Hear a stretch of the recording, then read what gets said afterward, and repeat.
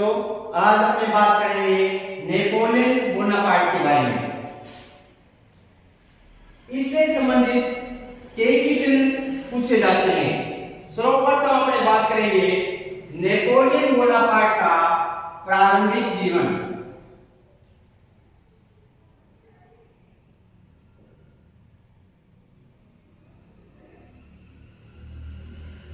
Napoleon Bonaparte का प्रारंभिक जीवन।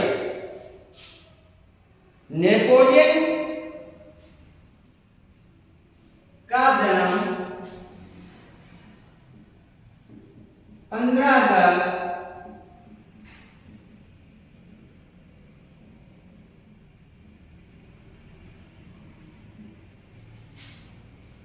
1769 को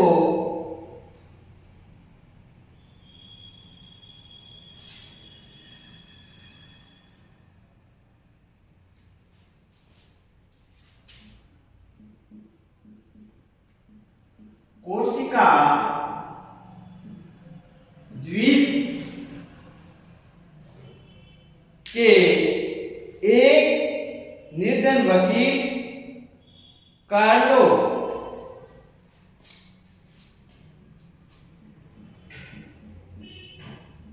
बोनापार्ट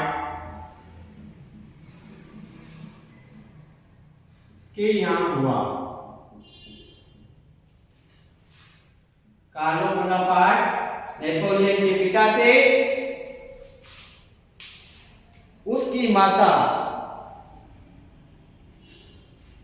लेटोजिया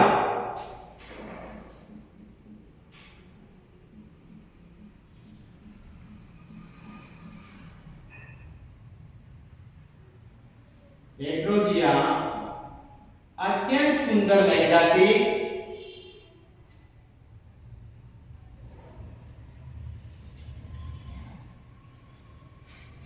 सुंदरता के साथ साथ वे कठोर परिश्रम करने वाले भी थे।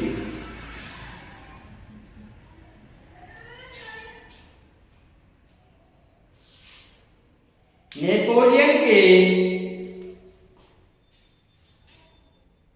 4 भाई 3 बहनें थी।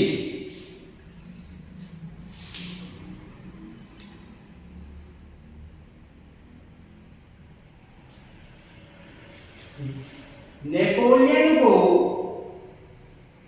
शिक्षा के लिए 10 वर्ष की आयु में फ्रांस भेजा गया।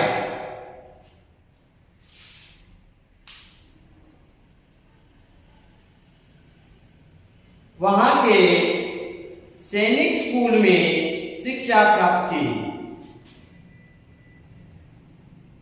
1784 ईस्वी में वह पेरिस के सैनिक स्कूल में गया। अगले साल ही वह सेना का लेफ्टिनेंट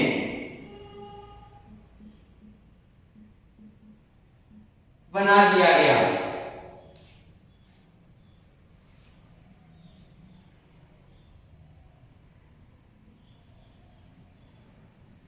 और उसे वेलेंस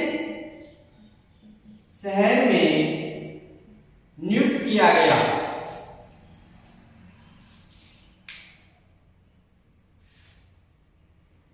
सन 1786 के सितंबर से 1788 ईस्वी के जून तक वह कोर्सिका में छुट्टी पर रहा। इसके बाद वह 1789 को सितंबर तक अपनी सैनिक टुकड़ी के साथ ओक्सन नगर में रहा। इसके बाद 1791 ईस्वी में फरवरी तक पुनः अपनी मातृभूमि कोर्सिका में रहा। कोर्सिका में रहते हुए उसने स्थानीय राजनीति में सक्रिय रूप से भाग लेना शुरू किया। वह क्रांति समर्थक दल का नेता बन बैठा। 1791 में पुणे, ओक्सोन में और कुछ दिन वेनिस में रहा। 1792 ईस्वी में वह पुणे काशी को चला गया। 1793 ईस्वी को 16 सितंबर को उसने तुगलक के घेरे के समय एक टुकड़ी का नेतृत्व किया। 1793 ईस्वी में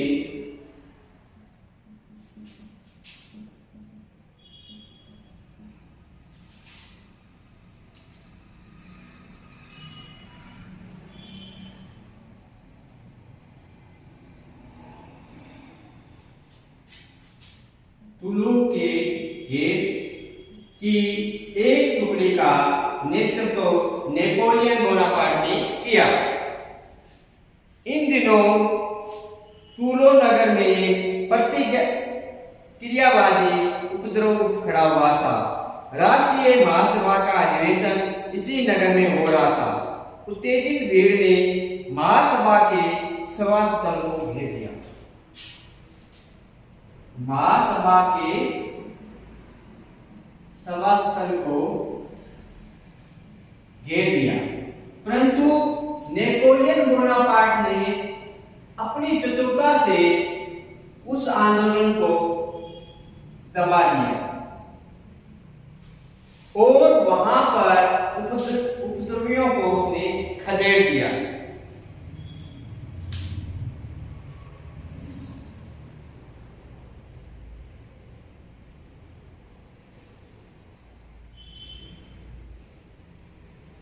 इससे रोबेस्पियर उससे काफी प्रभावित हुआ। 1794 ईस्वी के अप्रैल में आर्टिलरी का जनरल 1794 ईस्वी में आर्टिलरी का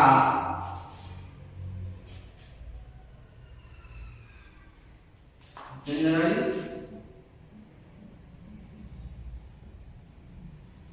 नियुक्त किया गया।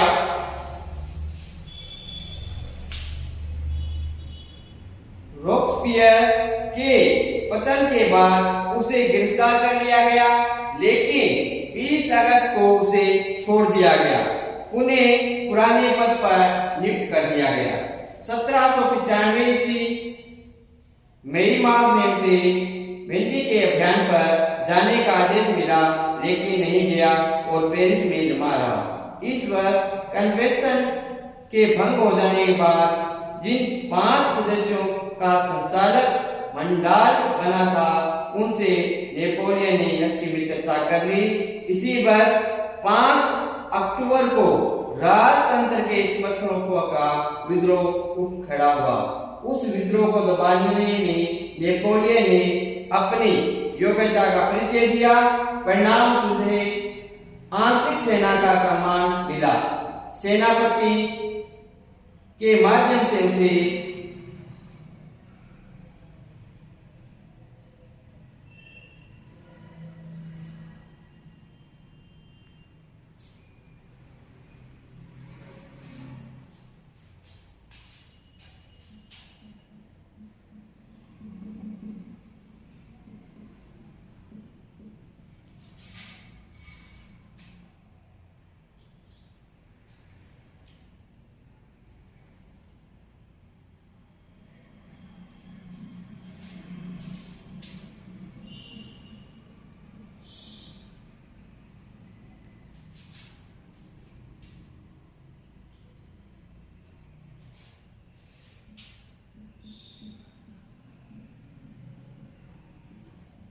सेनापति की सहायता से उसे जोसेफाइन होर्नेस नामक युवती से उसका विवाह संपन्न हुआ। वे एक चतुर राजनीतिज्ञ थी और उसी की सहायता से उसने काफी ज्यादा उन्नति की।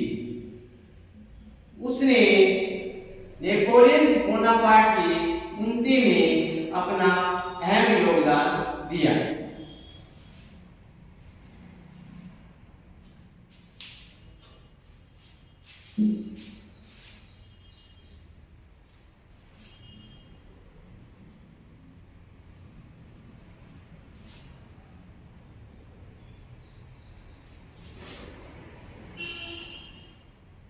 अब बात करेंगे इटली अभियान।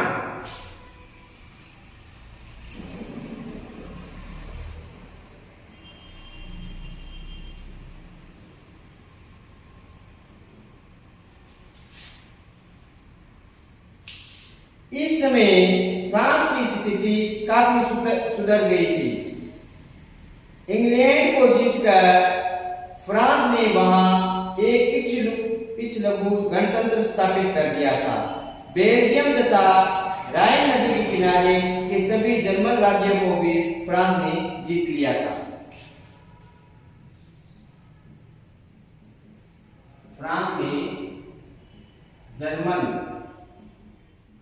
राज्य और इंग्लैंड पर सफलता प्राप्त की थी, जिसके परिणाम स्वरूप फ्रांस की शक्ति में बढ़ोतरी हुई।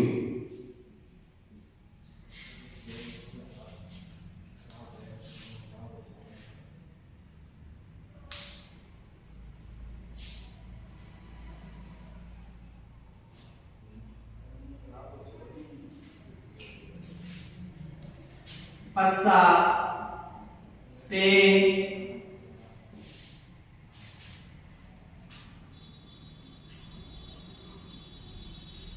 टस्कनी,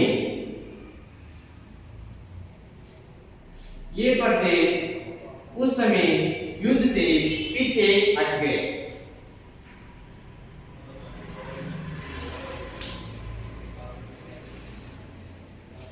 अब केवल फ्रांस के खिलाफ इंग्लैंड और ऑस्ट्रिया ने युद्ध को जारी रखा। इटली के बहुत से क्षेत्र ऑस्ट्रेलिया के अधिकार में थे।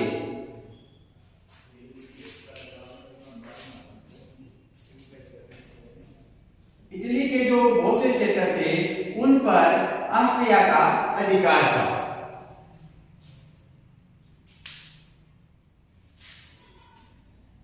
इटली का पोप भी क्रांति का जबरदस्त शत्रु था। इटली का पोप भी क्रांति का जबरदस्त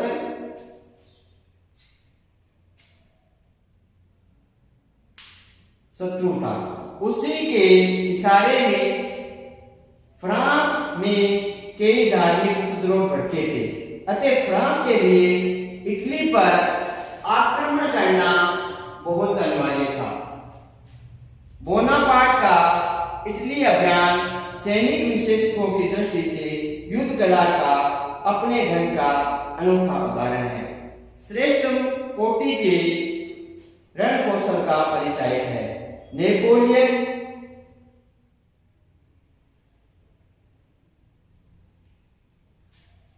सार्डिनिया और ऑस्ट्रिया की संयुक्त सेना के साथ उसको संघर्ष करना पड़ा। ऑस्ट्रेलिया और सार्डिनिया की जो सेना थी वे फ्रांस की सेना से दुगनी थी।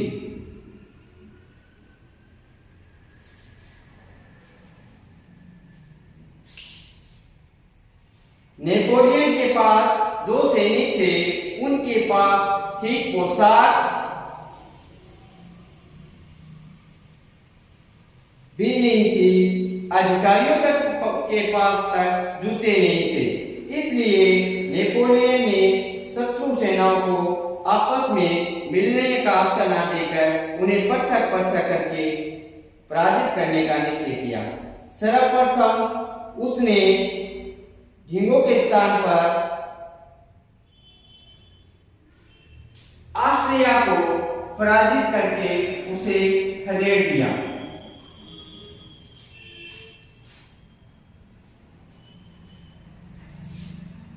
यहां से वह पश्चिम की तरफ मुड़ा और अचानक सार्डिनिया की सेना पर टूट पड़ा।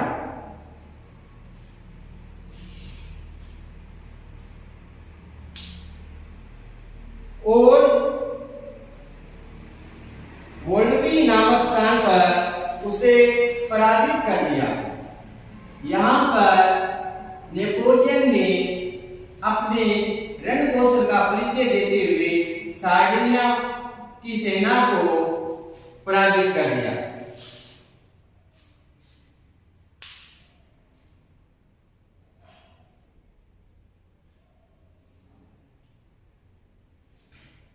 नेपोलियन का वहां पर अधिकार हो गया। भयभीत सार्डिनिया ने संधि करना ही उचित समझा।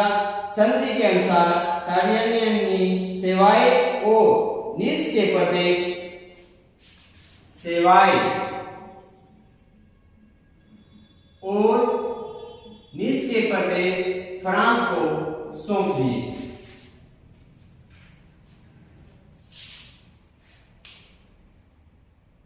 देना स्वीकार कर लिया। इसके बाद नेपोलियन ने अपना सारा ध्यान ऑस्ट्रियन सेना पर केंद्रित किया।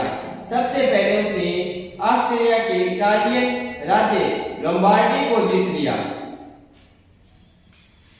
लोम्बार्डी पर नेपोलियन ने अधिकार कर लिया। इस समय तक ऑस्ट्रिया की सेना अहाता नदी के उस पार चली गई।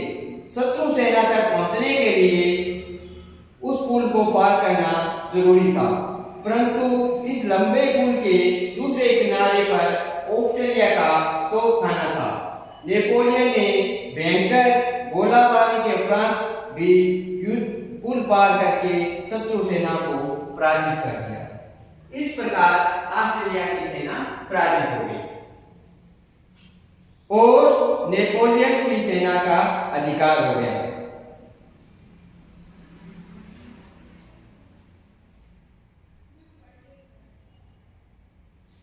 उस दिन से नेपोलियन अपनी सेना का आराध्य देव बन गया।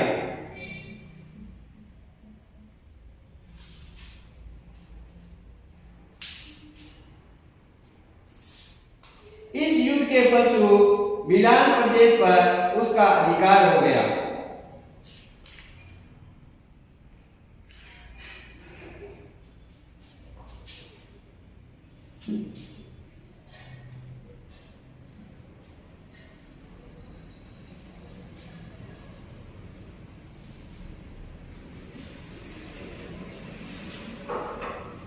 अब बात करेंगे मिस्र अभियान।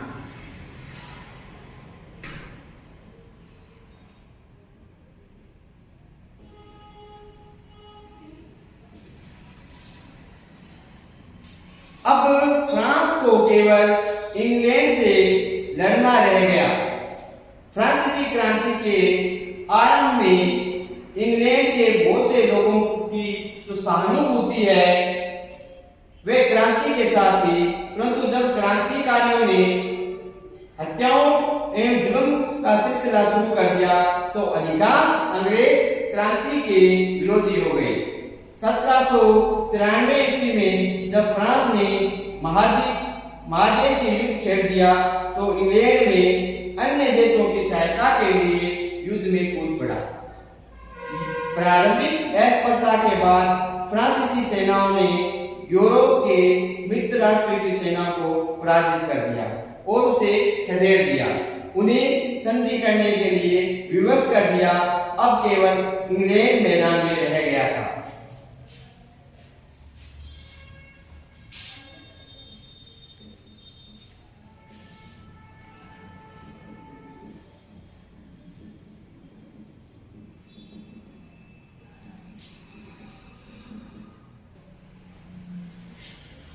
नेपोलियन को इंग्लैंड से लड़ने वालों फ्रांसीसी सेना का प्रधान सेनापति नियुक्त किया गया। नेपोलियन ये भली भांति जानता था कि इंग्लैंड पर सीधा आक्रमण करना उसे सफलता नहीं दिलवाएगा, अतः उसने मिस्र पर अधिकार करके इंग्लैंड और भारत के मार्ग को नियंत्रण करने का निश्चय किया।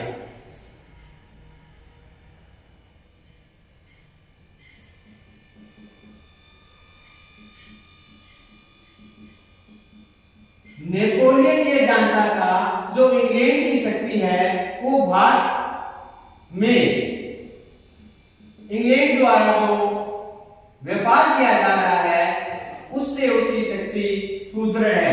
अगर इस मार्ग को अवरुद्ध कर दिया जाए तो इंग्लैंड की आर्थिक स्थिति कमजोर हो जाएगी।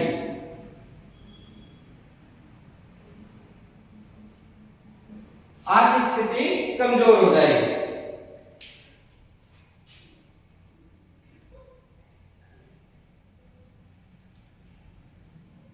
उस समय में मिस्र अंग्रेजी साम्राज्य का भाग भी नहीं था, वह टर्की के सुल्तान के अधीन था।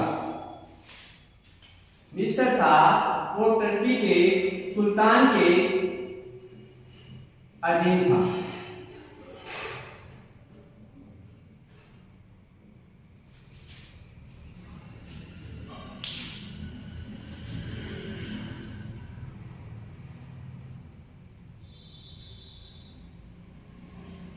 संचालक मंडल ने नेपोलियन को मिस्र विजय योजना स्वीकार कर लिया। नेपोलियन की लोकप्रियता से घबराव थे और उसने नेपोलियन को फ्रांस से दूर रखने में अपना कल्याण समझा। 1798 ईस्वी में नेपोलियन एक शक्तिशाली सेना के साथ जल मार्ग द्वारा मिस्र की ओर चल पड़ा। सर्वप्रथम उसने माल्टा द्वीप पर अधिकार कर लिया। इससे उसकी शक्ति में बढ़ोतरी हुई।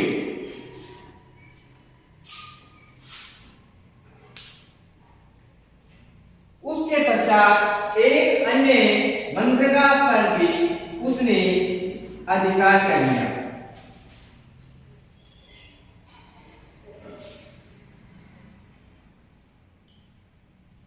भाग्य की बात थी कि अंग्रेज जल सेना नायक नेल्सन वहां से 3 दिन पहले ही चला गया था, जो कि नेपोलियन को खोज रहा था।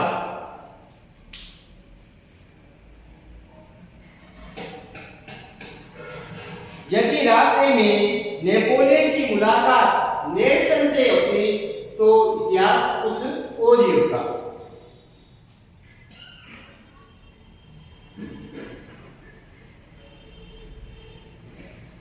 एक अगस्त 1798 को नील नदी के निर्णायक युद्ध में नेल्सन ने नेपोलियन के जहाजी बेड़े को नष्ट कर दिया। 1 अगस्त 1798 में नेल्सन ने एक हमला किया और उसमें नेपोलियन के जहाजी बेड़े को नष्ट कर दिया।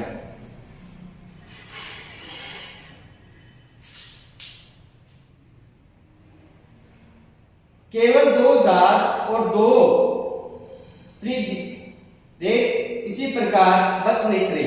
अंग्रेजों की इस विजय के फलस्वरूप नेपोलियन का फ्रांस से संपर्क टूट गया और पूर्व में एक विस्तृत विजय का उसका सपना समाप्त हो गया। परंतु वह हताश होने वाला नहीं था। उसने सीरिया पर आक्रमण किया। प्रारंभ में उसे कुछ सफलता मिली और जाफना नगर पर उसका अधिकार हो गया। इसके बाद उसकी स्थिति बिगड़ती गई। उसने एकरे नगर का घेरा डाला, परंतु नगर को लेने में असफल रहा। उसकी सेना में महामारी ने जोर पकड़ लिया और गोला बारूद भी समाप्त हो गया। 25 जुलाई 1799 ईस्वी को अबुकर की खाड़ी के युद्ध में उसने एक विशाल तुर्की सेना को पराजित किया। इस अभियान की यह उसकी अंतिम विजय थी। 25 जुलाई 1799 में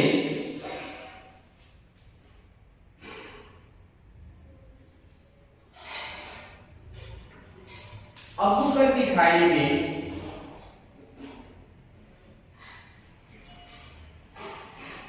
तुर्की सेना को पराजित किया, जो कि उसकी अंतिम विजय थी।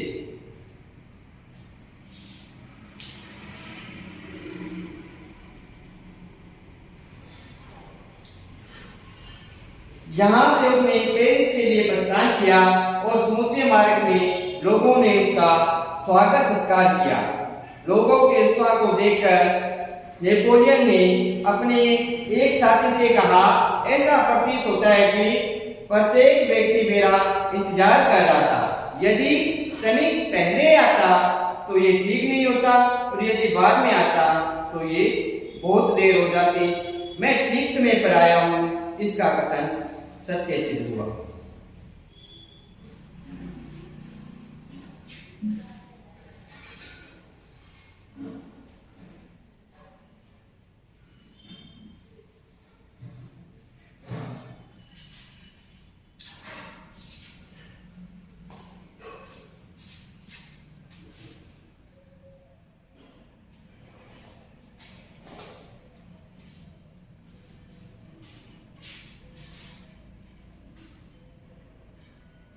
सत्ता हस्तगत करने का षड्यंत्र। सत्ता हस्तगत करने का षड्यंत्र।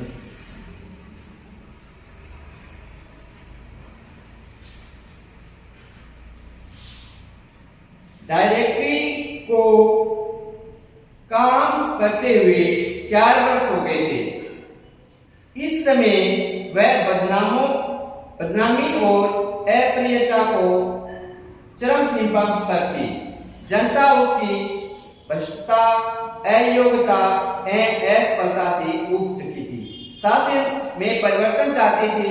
डायरेक्टरी की अयोग्यता के कारण ही फ्रांस के विरुद्ध पुणे एक नया गुट बन गया था, जिसमें इंग्लैंड, ऑस्ट्रिया और रूस शामिल थे। इस गुट को काफी सफलता मिली और फ्रांसीसी फौजों को जर्मनी के बाहर राइन के किनारे तक खदेड़ दिया गया था। ऐसी स्थिति में नेपोलियन ने सत्ता हस्तगत करने के लिए अपना जाल फैलाया। उसने उन नेताओं से संपर्क कायम किया जो किसी न किसी वजह से मौजूदा संविधान से संशोधन चाहते थे। ऐसे लोगों में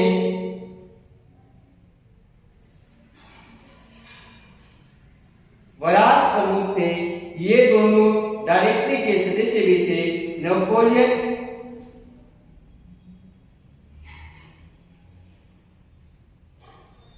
ने योजना बनाई किसी न किसी प्रकार से संचालकों को त्याग पत्र देने के लिए विवश किया जाए। तब दोनों ने विधानमंडलों को विवश होकर संविधान में संशोधन करने के लिए एक समिति बनानी पड़ी। नेपोलियन ने इस समिति में घुस जाए फिर जैसी परिस्थितियां उत्पन्न होगी उसी के अनुसार काम किया जाएगा। नेपोलियन के भाग्यवश 500 के विधान मंडल का अध्यक्ष उसी का भाई लूसियन बोनापार्ट था। योजना को तुरंत अमल में लाया गया। साइरस, वाल्स और तीनों ने डायरेक्टरी की सदस्यता से त्याग पत्र दे दिया। जिन शेष 2 सदस्यों ने त्याग पत्र देने से मना किया उन्हें नजरबंद कर दिया गया। 9 नवंबर 1799 को सेंट ब्लास्टा नामक स्थानों पर दोनों विधानमंडलों का अधिवेशन शुरू हुआ। नेपोलियन ने दोनों सदनों को संबोधित किया, परंतु उसके भाषण का कोई प्रभाव पैदा नहीं हुआ। 500 की परिषद में उस पर तड़ातड़ घुसे पड़े और धक्के देकर बाहर निकाल दिया गया, किंतु लूसियन ने नाटकीय ढंग से स्थिति को संभाल लिया। उसके आदेश से सैनिकों ने सभागार में प्रवेश करके संशोधन विरोधी सदस्यों को सभागार से भगा दिया। बहुत से तो अपने आप भाग गए थे। सायंकाल को पुणे दोनों सदनों की बैठक हुई, जिसमें एक प्रस्ताव पास करके संचालक मंडल को समाप्त कर दिया गया और उसके स्थान पर 3 कौंसल नियुक्त किए गए। सेनापति नेपोलियन बोनापार्ट, आबे साइस और ड्यूक को कुछ समितियां भी गठित की गई। उसका मुख्य काम था कौंसल का नया संविधान बनाने में सहयोग देना। उसके साथ ही सत्ता हस्तगत करने की योजना पूरी हो गई। 11 नवंबर को नेपोलियन पेरिस लौट आया। पेरिस और पूरे फ्रांस ने बिना किसी विरोध के इस परिवर्तन को स्वीकार कर लिया।